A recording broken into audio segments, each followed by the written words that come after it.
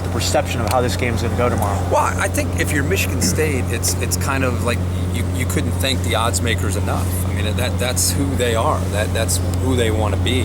They want to be an underdog, and so to me, this is wheelhouse for Michigan State. They get to go on the road, and nobody thinks they have much of a chance, and this is kind of what they do. I mean, it's 3 years now that you got a quarterback that's 32-4, and he's played in a lot of big games. And how many times has he gone into a game where, oh man, there's good luck, you don't have much of a chance here, and they win. So this is their comfort zone, and now they just got to go out and they got to execute. It's going to be a tough environment, which we all know playing in Columbus is, and I think it's one of those games that just feels to me that it's going to go well into the fourth quarter, and whichever team catches a break late will probably end up winning the game. Kirk, just being here, how special is it for you personally? It's cool. It's fun. I mean, we used to come here. Seems like kind of like what we're doing right now with Alabama, where we would come once or twice a year. I cannot believe we've not been here since 2010, which is remarkable. It's the first time I've been back for a show. We've called a lot of games since I moved, but it's the first time game day's been here since I moved away. And I'm finally, I don't know if I'm old or what, but it's cool. You come back on the campus and looking at different buildings and the Oval, and you reflect, and obviously memories come back to you. And it's always special for anybody anytime you go back to your school.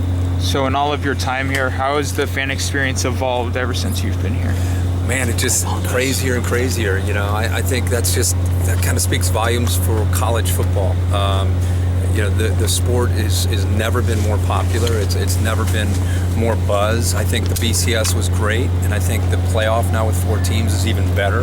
And like for example, this week, if you look at the top 10 teams in this week's rankings, if one of them wins out, number 10, number 9, any of them win out, they're going to probably have a shot to make the top 4, which is really exciting to think the kind of buzz it creates all over the country. So it's not just 1 or 2 teams.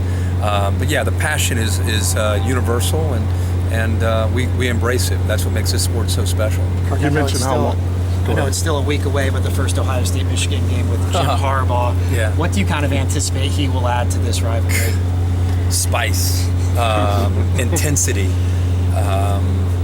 It's everything that, for me, even when Ohio State was winning with Jim Tressel, the fan in me liked Woody and Bo. The fan in me liked the angst, the emotion, I'm not going to cross midfield to shake his hand.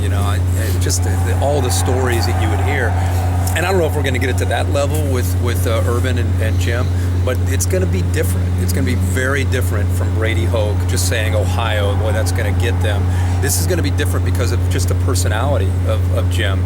And so, I'm one of these guys, I'm like you, I'm a fan.